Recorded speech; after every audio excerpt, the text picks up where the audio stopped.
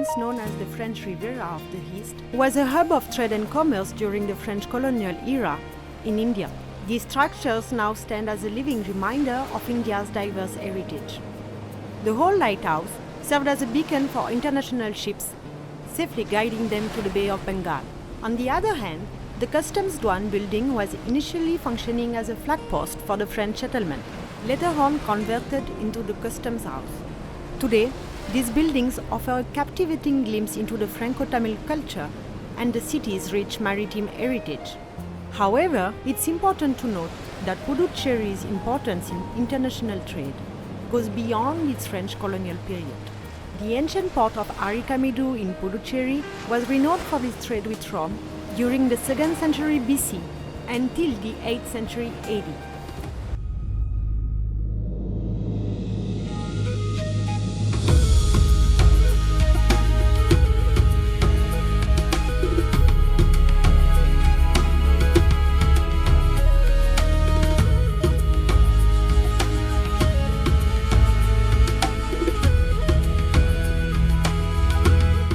Arikamedu, the ancient archaeological site nestled along the banks of the Arikamedu River, holds tale of a glorious past. The ruins of the seminary constructed by the French Catholic priest in the late 1700s whispers the city's glorious trade connection with Rome. It is believed that the structure was built using a mixture of bricks, with some of them are originating from ancient structures. Professor, what is the significance of Arikamedu? Arikamedu represents one of the most important trading ports the Coromandel has had in the early centuries AD.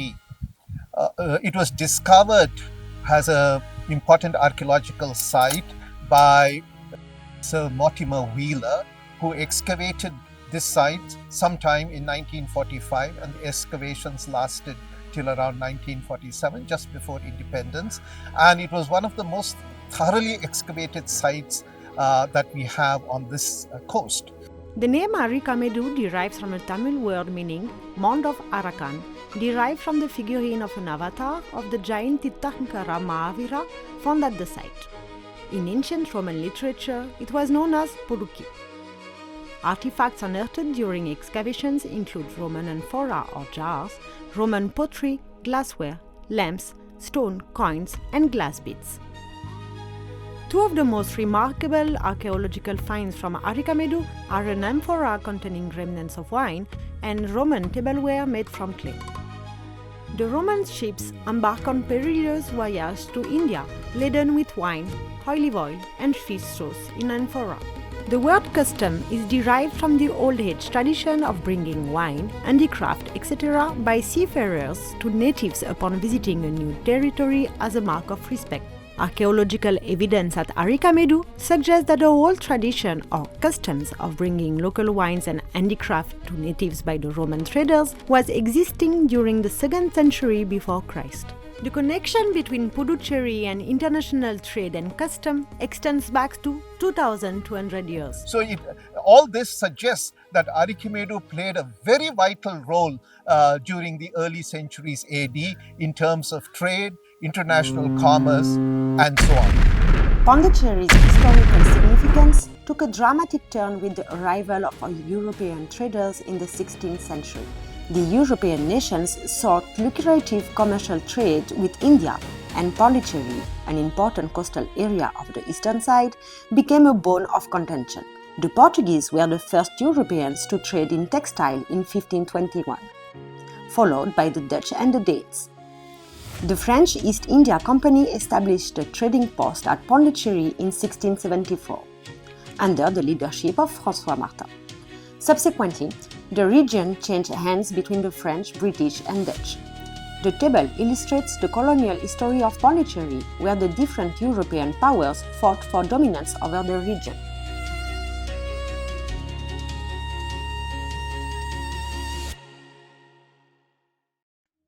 An intense battle ensued between the British and French for control over Pondicherry.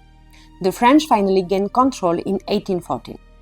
They ruled the region until October 31st, 1954. Pendant fort longtemps, nous l'avons appris dans nos manuels d'histoire. Pondichéry est aux Indes, on dit maintenant en Inde, dans l'extrême sud.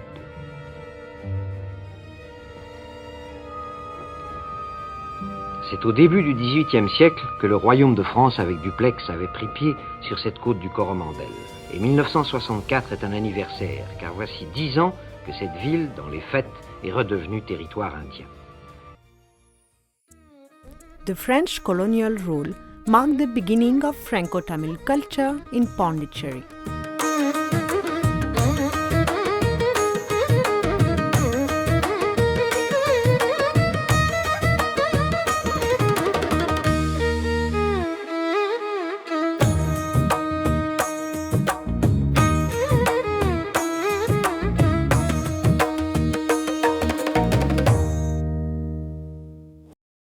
Two buildings, the whole lighthouse and the Douane Customs, stand as a testament to the French legacy. These buildings have witnessed the maritime trade from Puducherry and played significant roles in India's custom history.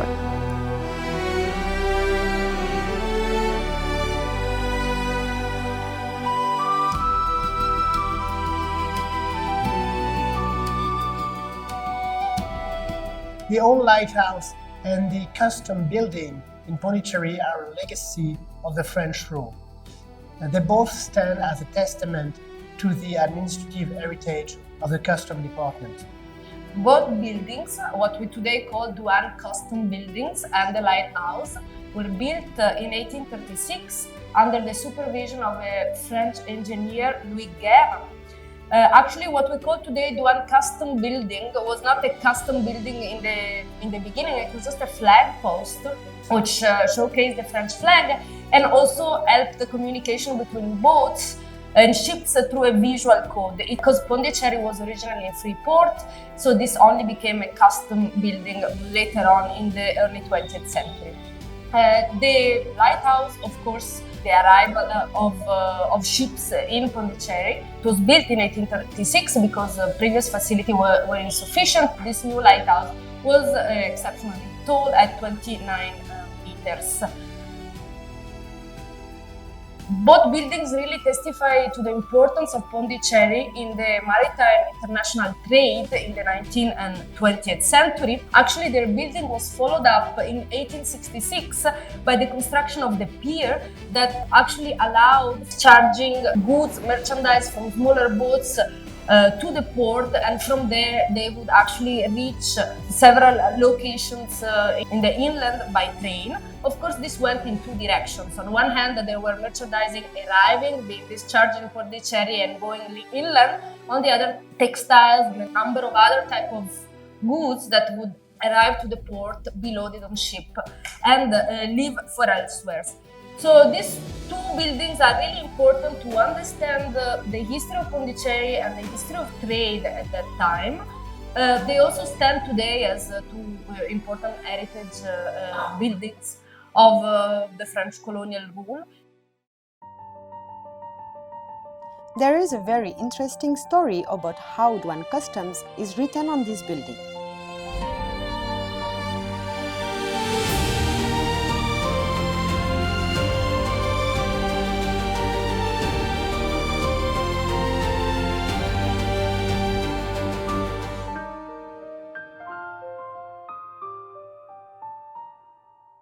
Puducherry was a free port, so the goods imported in Puducherry were not suffering customs duty. However, goods imported in Madras Presidency, which was a part of British India, were suffering customs duty. Due to this, some people smuggled the goods from Puducherry to Chennai. Due to loss of revenue and trade to the Puducherry, British government got alerted. They imposed double custom duty on goods imported and exported from Puducherry. This led to the formation of many land custom stations around Puducherry.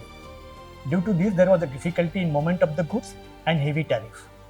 So the trade bodies, both from Madras Presidency and Puducherry, represented to the both government, British government and French government. Finally, after hectic negotiation, the Customs Union Agreement was signed between British India and French India in 1941. So what is the significance of this Custom Union 1941? The 1941 Customs Union Agreement is very important.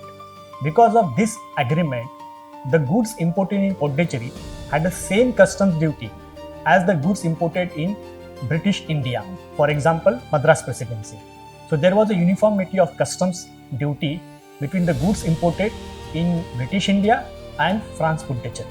Because of this agreement, all the land customs stations which were established by the British India were removed, and there was a free import and export of the goods between Pondicherry and Chennai.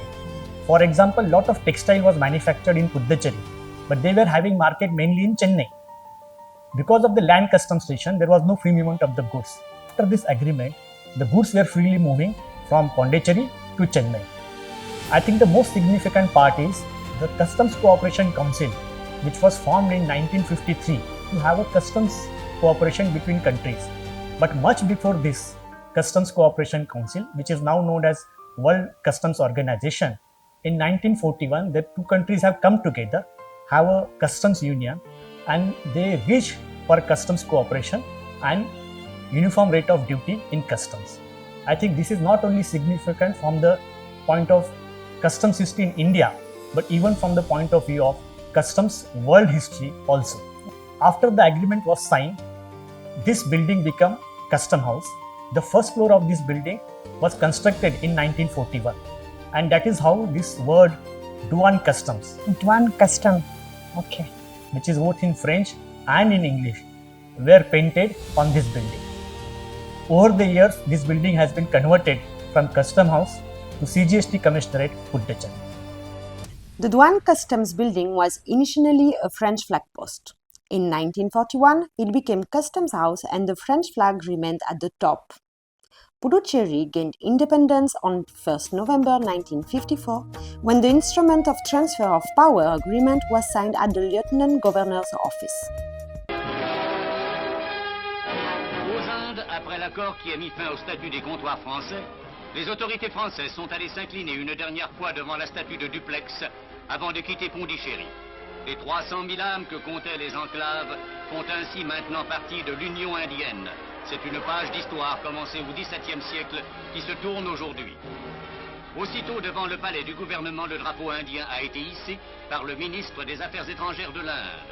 Ces villes, dont les noms firent rêver tant d'esprits, Chandernagore, Pondicherry, Karikal, Mahé et Yanaon, entrent dans la République indienne.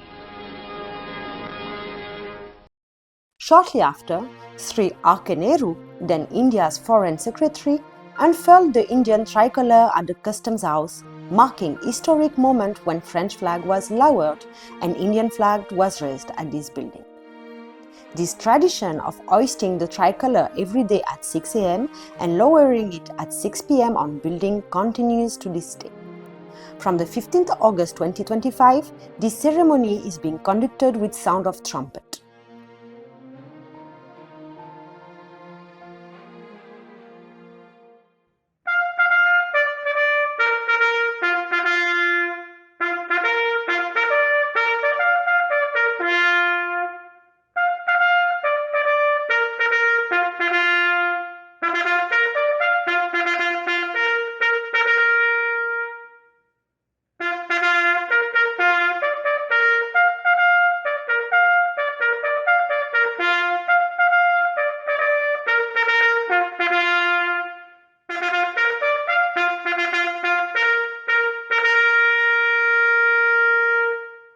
In 1836, during the tenure of Governor Saint-Simon, the whole lighthouse was constructed to guide mariners at night. This 29 meters high round tower with a square base built for 10,000 francs had a 9-meter depth foundation. Initially, it housed 12 oil lamps with silver reflectors. This was the first lighthouse along the Coromandel coast, visible up to 15-mile range. The lightkeeper, responsible for nightly lighting and maintaining the lamp until sunrise, received a yearly salary of 600 francs. In 1913, the light source was converted to a 1,000-volt electric lamps. In 1931, a rotating beam with a 25-meter range was introduced, taking 36 seconds for a full rotation. During the French regime, after 1941, the whole lighthouse also served as an office for customs officers. After Pondicherry's independence in 1954, the first floor became the residence of the then Assistant Collector Customs. Consequently, The Customs Department has been in possession of these two iconic buildings since their construction. The whole lighthouse continued its service until 1979.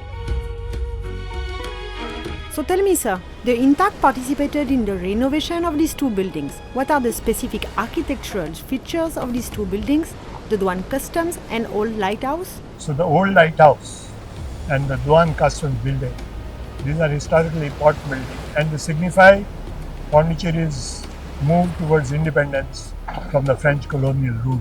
The Old Lighthouse and Douane Customs building serve as poignant symbols of transformation, representing the shift from colonial rule to independence. Both the Old Lighthouse and Douane Customs buildings, constructed simultaneously with a circular shape, had their first floors added in 1941.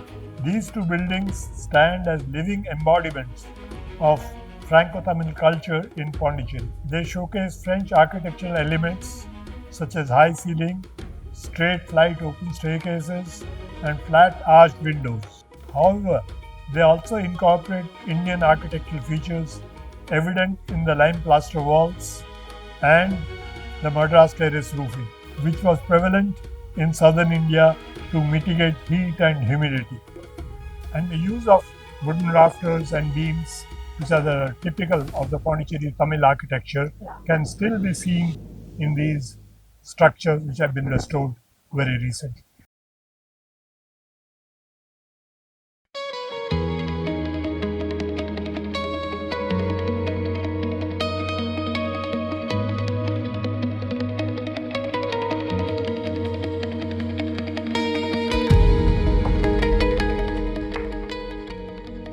Both architectural marvels and metaphors for Puducherry's evolution, these historic buildings are treasured landmarks.